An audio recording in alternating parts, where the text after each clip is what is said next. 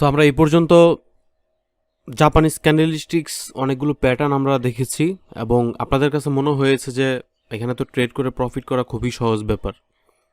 তো আপনি যদি সব কিছু বুঝেন ব্যাপারটা আসলেই সহজ, আর যদি না বুঝেন তাহলে ব্যাপারটা খুবই কঠিন।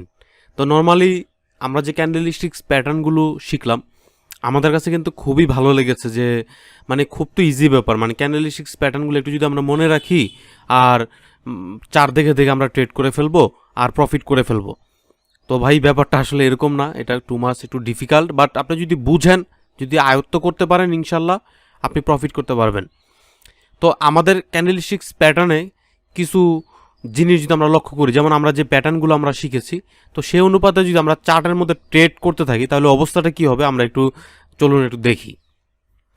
তো আমরা নর্মালি বাম পাশ থেকে শুরু করব। তো এখানে একটা হ্যামার প্যাটার্ন ক্রিয়েট হয়েছে, দেখেন আমার মাউসটা যদি আপনি একটু ফলো করেন, এখানে একটা হ্যামার প্যাটার্ন ক্রিয়েট হয়েছে যেখানে বাই সিগন্যাল প্রোভাইড করছে। তো হ্যামার যেহেতু বাই সিগন্যাল প্রোভাইড করছে তাহলে আমরা এখানে একটা বাই দিয়ে দিলাম। তো এখানে বাই দেওয়ার সাথে সাথে মার্কেট কিছুক্ষণ উপরে যাওয়ার পরেই মার্কেট কিন্তু একদম ফল করেছে নিচের দিকে। তো যখন মার্কেট নিচের দিকে ফল করেছে আপনার লস হয়ে গেল এখানে, তখন আপনি কিন্তু এখানে স্টপ আউট দিয়ে দিবেন, মানে এসএল মানে স্টপ লস এখানে, অথবা বা ট্রেডটা আপনি এই জায়গাতে ক্লোজ করে ফেললেন, তার মানে এই ট্রেডে আপনি লস করলেন। সেকেন্ড, তো মার্কেট উপরের দিকে যাচ্ছে, এরপর এখানে কিন্তু একটা ইভিনিং স্টার সেল সিগন্যাল আপনাকে প্রোভাইড করছে। তো ইভিনিং স্টার যখন এখানে সেল সিগন্যাল আপনাকে প্রোভাইড করছে তখন আপনি এখানে সেল দিয়ে দিলেন, মার্কেটে আমরা সেল দিয়ে দিলাম। তো সেল দেওয়ার পরপরই দেখা গেল যে হয়তো মার্কেট আমাদেরকে কিছু পিপ এখানে প্রফিট হইতে হইতে মার্কেট কিন্তু আবার উপরের দিকে চলে গেছে, যেখানে আপনি আবার মার্কেট ট্রেডটাকে ক্লোজ করে দিলেন, that means stop out again, তার মানে এইখানেও আপনি লস করলেন। তারপর হচ্ছে থার্ড যে 3 নাম্বার যে ট্রেড, সেটা হচ্ছে এখানে যখন একটা দোজি ক্যান্ডেল ক্রিয়েট করেছে, তো নর্মালি আমরা জানি যে যখন সাপোর্ট জোনে দোজি ক্যান্ডেল ক্রিয়েট হবে তো সেখানে আমাদেরকে সাধারণত বাই সিগন্যাল প্রোভাইড করে। তো এখানে বেসিক্যালি এখানে আপনি বাই দিলেন। তো বাই দেওয়ার পর মার্কেট তো আর উপরে জানে, মার্কেট চলে আসছে কোথায়, নিচে। তো থার্ড এখানেও আপনি stop out again, that means এখানে আপনি লস করলেন। তার মানে 1 2 3 তিনটা ট্রেডের পরপর আপনি লস করলেন। তারপরে কিন্তু আর এফএক্স ট্রেডিং করে ইনকাম করার মতো কোনো ইচ্ছা শক্তি আর কাজ করে না, বা আর ধৈর্য কাজ করে না। তো আপনি কয়বার লস করবেন? তো এখানে লস করার পিছনে আমাদের কিছু মিস্টেক ছিল, সেই মিস্টেকগুলো আমি একটা একটা করে আপনাদেরকে ধরিয়ে দিতে চাই, যাতে রিয়েল ট্রেডে আপনারা এই ভুলগুলো না করেন এবং আপনারা লস না করেন। তাহলে চলুন আমাদের মিস্টেকগুলো কি সেগুলো আমরা একটু দেখি, এবং জাপানিজ ক্যান্ডেলস্টিক্স কোথায় আমরা ব্যবহার করতে পারবো সেগুলো আমরা দেখব। তো আজকের এই ভিডিওতে আমরা যেটা দেখব সেটা হচ্ছে যে common mistakes that new traders make with Japanese candlesticks. That means নতুন ট্রেডার্সরা যে কমন ভুলগুলো এই ক্যান্ডেলস্টিক্স প্যাটার্নে করে থাকে সেই বিষয়গুলো আমরা দেখব। কিছুক্ষণ আগে যেটা আমরা দেখেছিলাম যে আমরা নতুন অবস্থায় কি কি ভুল করি, তো সেই ভুলগুলো আমরা শুধরানোর ট্রাই করব। তো টোটাল 7টা পয়েন্ট আমি আপনাদেরকে ফাইন্ড আউট করেছি যে নতুন ট্রেডার্সরা কোথায় কোথায় ভুল করে, সেই 7টা জায়গা আমরা ডিসকাস করব, এবং আমরা যদি সেই 7টা জায়গাতে নিজেদেরকে সংযত রাখতে পারি, সেই ভুল থেকে আমরা যদি নিজেদেরকে দূরে রাখতে পারি, তাহলেই কিন্তু আমরা ক্যান্ডেলস্টিক্স প্যাটার্ন দিয়ে ট্রেড করে আমরা প্রফিট করতে পারবো ইনশাল্লাহ। তো নাম্বার 1 আমাদের যে কমন মিস্টেক সেটা হচ্ছে যে you try to find out meaning in every candlestick. That means আপনাকে বুঝার চেষ্টা করতে হবে প্রত্যেকটা ক্যান্ডেলের এখানে কি মিনিং দিচ্ছে আপনাকে। দ্যাট মিনস আপনি হয়তো একটা ক্যান্ডেল ক্রিয়েট হচ্ছে, আপনার কাছে মনে হচ্ছে যে এটা ইভিনিং স্টার, কিন্তু সেটা পরবর্তীতে অন্য প্যাটার্নও হয়ে যেতে পারে। তো এখানে আপনাকে মানে ট্রাই করা অলওয়েজ যে এখানে নতুন কোনো কিছু বা আপনি যেটা মিন করতেছেন তার বাইরেও কিন্তু এখানে কিছু প্যাটার্ন হতে পারে কিনা, মানে আপনি যে অলওয়েজ মনের মধ্যে যেটা মিন করে বসে আছেন মানে সেটাই এখানে হবে, ব্যাপারটা এরকম না, মানে তার ব্যতিক্রমও হতে পারে। সো আপনাকে অলওয়েজ ট্রাই করতে হবে two find out something here, মানে এখানে অন্য কোনো কিছু হতে পারে কিনা এই বিষয়টা আপনাকে এখানে জাস্টিফাই করতে হবে। অ্যান্ড সেকেন্ড হচ্ছে near important support and resistance levels. তো আমি বরাবরই প্রত্যেকটা ভিডিওর প্রথমেই বলেছি যে ক্যান্ডেলস্টিক্স প্যাটার্নগুলো যদি সাপোর্ট এবং রেজিস্ট্যান্স জোনে ক্রিয়েট না হয় সেগুলোর ভ্যালু আমাদের কাছে খুবই কম, আর সেখানে আমরা ট্রেড নিব না। কারণ একটা ট্রেন্ড সাপোর্ট জোন থেকেই সে আপ ট্রেন্ড হয়, আবার একটা ট্রেন্ড রেজিস্ট্যান্স জোন থেকেই সে ডাউন ট্রেন্ড হয়। সো এই বিষয়গুলো মাথায় রাখতে হবে। দ্যাট মিন্স সাপোর্ট এবং রেজিস্ট্যান্স জোনে যদি কোনো ক্যান্ডেলস্টিক্স প্যাটার্ন ক্রিয়েট না হয় সেটাকে আমরা বেশি একটা গুরুত্ব দিব না। হ্যাঁ দিব, সেটা শুধুমাত্র আমাদের ট্রেন্ড কনফার্মেশন পাওয়ার জন্য, বাট এন্ট্রি নেওয়ার জন্য নয়। এখন সাপোর্ট এবং রেজিস্ট্যান্স লেভেলটাকে আমি একটা উদাহরণ দিয়ে বোঝাতে চাই। সেটা হচ্ছে কি, যেমন ধরুন আপনি একটা নৌকা নিয়ে মাঝ নদীতে আছেন, তো আমরা কিন্তু মাঝ নদীতেই নেমে পড়বো না, তাহলে কিন্তু আমরা পানির নিচে চলে যাব, রাইট? আমরা একটা কিনারে নৌকা ভিড়াইয়া তারপর সেখান থেকে নামবো, হয় নদীর এই পার না হলে নদীর ওই পার। দ্যাট মিন্স যে কোনো একটা নদীর কিনারায় আমরা নামবো। কিন্তু আপনি যদি নৌকা থেকে মাঝ নদীতে লাফ দেন তাহলে কিন্তু আপনি সেখানে আপনার জন্য বিপদ ঘটবে। দ্যাট মিন্স এই কথাটাই এখানে বোঝানো হয়েছে যে near important support and resistance level. That means support জোনে যদি কোনো ক্যান্ডেলস্টিক্স প্যাটার্ন ক্রিয়েট করে সেখানে আমরা এন্ট্রি নিব, আবার যদি রেজিস্ট্যান্স জোনে কোনো ক্যান্ডেলস্টিক্স প্যাটার্ন ক্রিয়েট হয় সেখানে আমরা এন্ট্রি নিব। বাট ট্রেন্ডের মাঝামাঝি রাস্তায় যদি ক্যান্ডেলস্টিক্স প্যাটার্ন ক্রিয়েট হয় সেখানে আমরা কখনোই ট্রেড নিব না প্লিজ, তাহলে আপনি লস করবেন। Third, your imagination is too strong. দেখা গেল যে আপনি একটা বিষয় মানে ওভার কনফিডেন্ট হয়ে গেলেন, এটা কিন্তু একটা সমস্যা।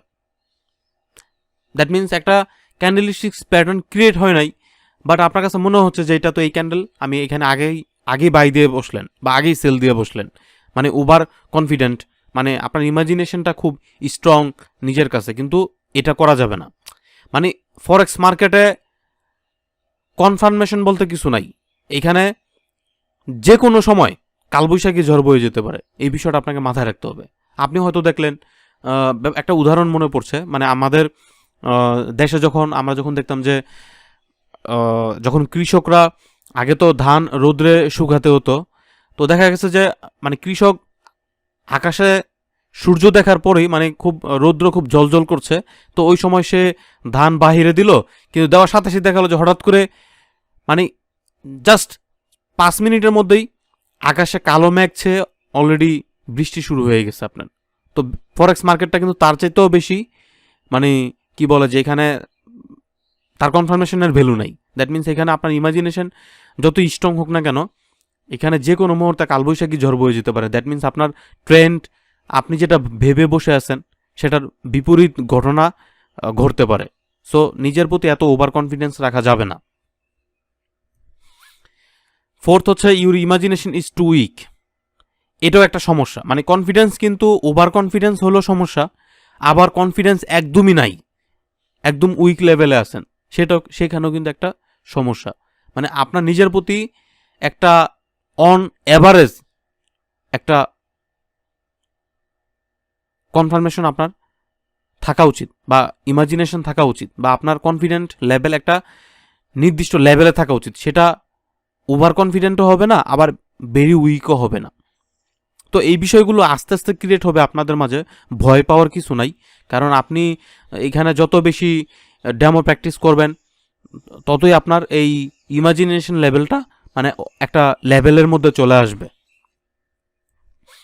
তারপর হচ্ছে try to make your focus two narrow.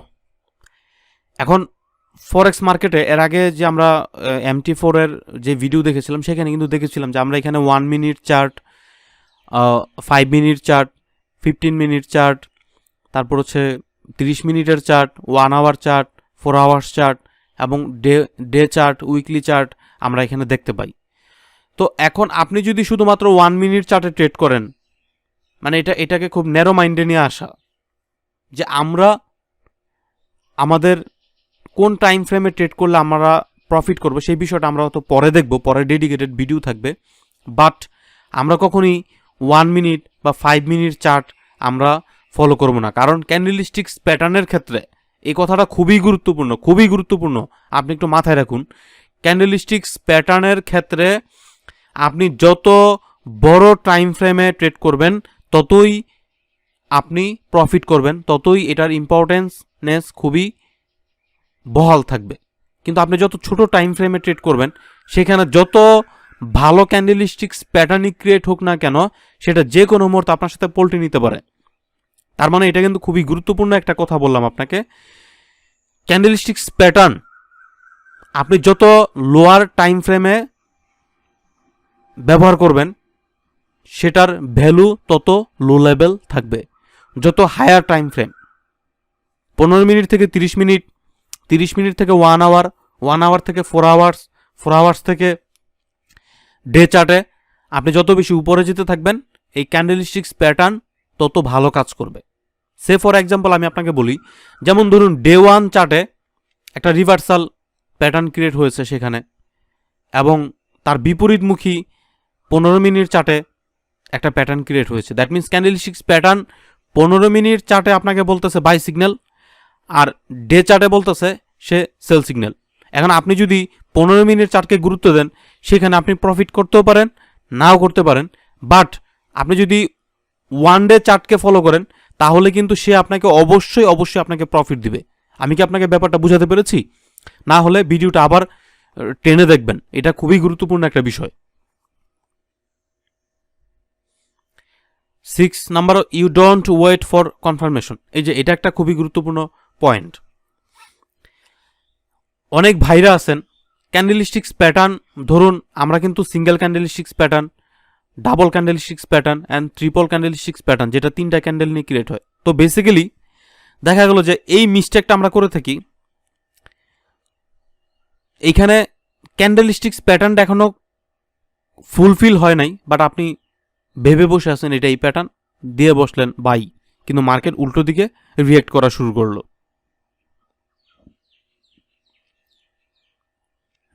তো এইখানে আপনাকে কনফার্মেশনের জন্য ওয়েট করতে হবে যে একটা ক্যান্ডেলস্টিক্স প্যাটার্ন ক্রিয়েট হওয়ার জন্য আপনাকে অবশ্যই যথেষ্ট সময় দিতে হবে।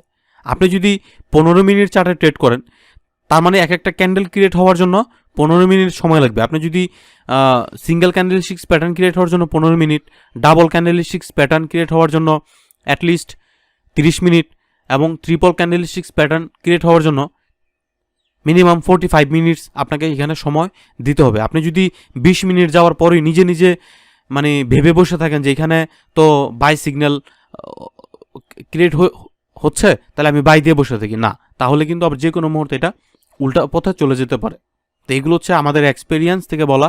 সো এই বিষয়গুলো থেকে সাবধান। মানে আপনাকে এখানে ফুল ক্যান্ডেলস্টিক্স প্যাটার্ন ক্রিয়েট হওয়ার আগ পর্যন্ত আপনাকে ওয়েট করতে হবে। যদি করতে না পারেন তাহলে দেখবেন যে এখানে লস করছেন।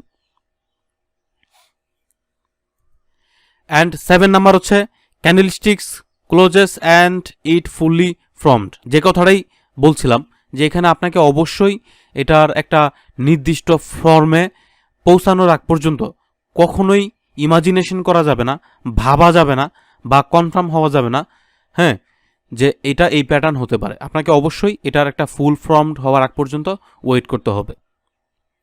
তো আমরা যদি এই 7টা জিনিস মাথায় রেখে ক্যান্ডেলস্টিক্স দিয়ে ট্রেড করি অবশ্যই ইনশাল্লাহ আমরা প্রফিট করব। কিন্তু যদি এর বাহিরে আমরা ভুল করি তাহলে কিন্তু আমরা এখানে প্রফিট করব না। একটা কথা আপনি মাথায় রাখবেন, ফরেক্স মার্কেট থেকে ইনকাম করা খুবই সহজ, কিন্তু যতটা সহজ তার চাইতে আরও বেশি সহজ এখানে লস করা। এখানে লস করা খুবই ইজি ব্যাপার, কিন্তু যদি আপনি মার্কেট বুঝেন, সবগুলো রুলস মেনে ট্রেড করেন, এখানে লস করার চাইতেও আরও বেশি সহজ এখানে প্রফিট করা। সুতরাং এই বিষয়গুলো মাথায় রেখে আপনারা ট্রেড করবেন। আপনাদের জন্য শুভকামনা।